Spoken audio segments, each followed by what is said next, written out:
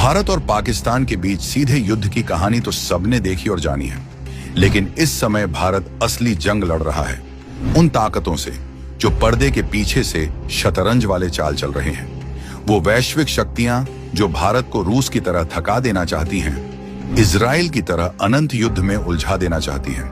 तभी तो cease fire का ऐलान करते ही इकोसिस्टम सहित पूरे विपक्ष को झटका लगा, क्योंकि ये पूरी इकोसिस्टम भी यही चाहती थी कि भारत युद्ध से घिरा रहे, और शायद इसलिए कभी स्ट्राइक का सबूत मांगने वाला गैंग पाकिस्तान पर हमला करने के लिए फुल सपोर्ट दे रहे थे, ताकि भारत अपने 2047 के लक्ष्य से भटक जाए।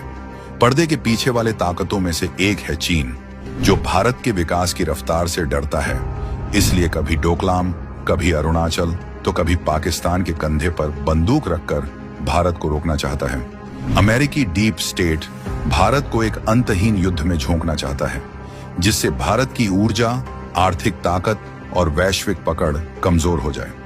जैसे कि बांग्लादेश में तख्ता पलट की कोशिश, फिर पाकिस्तान को प्यादा बनाना एक ही स्क्रिप्ट का हिस्सा है, मगर भारत ने दोनों बार उन्हें विफल कर दिया।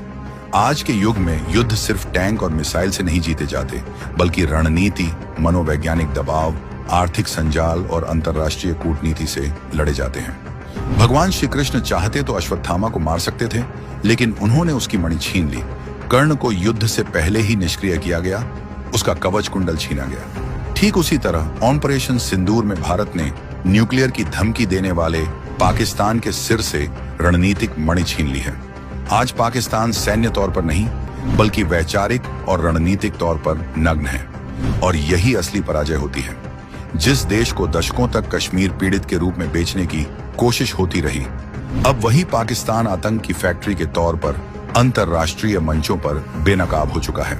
पाकिस्तान को देनी है धीमी, दर्दनाक और निर्णायक मौत। भारत को अगर सुरक्षित रहना है तो एक बात स्पष्ट होनी चाहिए, भारत और पाकिस्तान के बीच सह अस्तित्व जैसी कोई चीज नहीं है। बीते 70 साल इसका उदाहरण है। ऑपरेशन सिंदूर की 4 दिन की लड़ाई में पाकिस्तान का जो नुकसान हुआ है, वो सालों में नहीं, सदियों में भरेगा। वो अपने एयरबेस तो शायद फिर से बना भी लें, लेकिन अपनी मानसिकता अपंग कैसे सहेगा। भारत ने सिर्फ फोड़ा नहीं, बल्कि उनके आत्मविश्वास को भी तोड़ा है। आज वो पहले से ज्यादा डरा हुआ है, असुरक्षित है।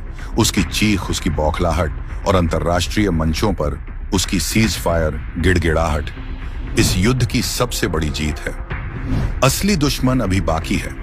भारत के अंदर पलता शत्रु 1947 में जिन्ना ने जो जहर बोया था, वो आज भी जिंदा है, और दुर्भाग्य से भारत के अंदर भी उसकी शाखाएं फल फूल रही हैं। जब पाकिस्तान का अंत होगा, वो संगठन टूटेंगे जो भारत में दंगे फैलाते हैं, वो नेता एक्सपोज होंगे जो टुकड़े टुकड़े गैंग के साथ मंच साझा करते हैं, और वो अर्बन नक्सल सोशल मीडिया इकोसिस्टम तबाह हो जाएगा, जिसने 70 साल तक देश की नीतियों को बंधक बना रखा था।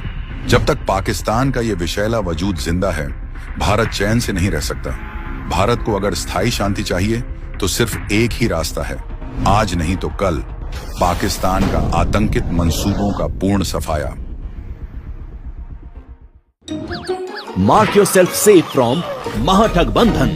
Pledge now.